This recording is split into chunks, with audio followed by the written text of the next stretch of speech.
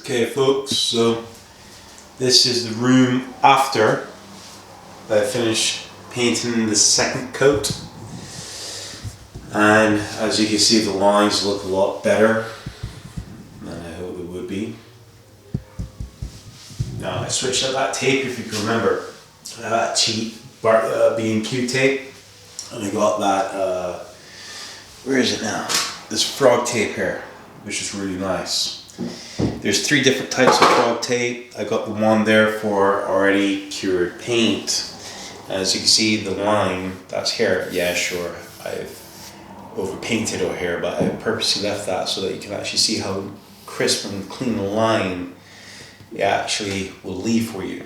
Now the trick is that when you're painting, when it comes to taking off the paint, you need to take the tape off relatively quick before the paint actually dries. If the paint dries, you take the tape off, it will then start to actually peel the paint away with it.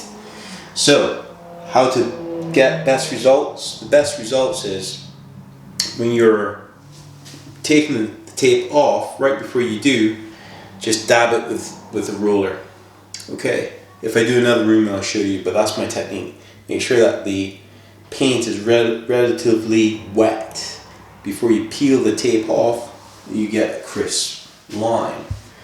Now this is the flooring that we're going to get. I'll give you a review of the person and if you're happy with the product, but that's the flooring that we will have eventually.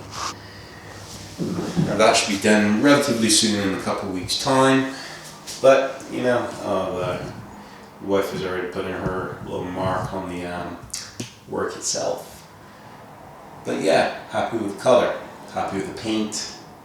This Valspar paint that we got from B&Q is really good. Yeah, I can't complain. Anyway, stay tuned for the next video, which should be the final one when the flooring goes down, and this room should be good to go. Thanks for watching.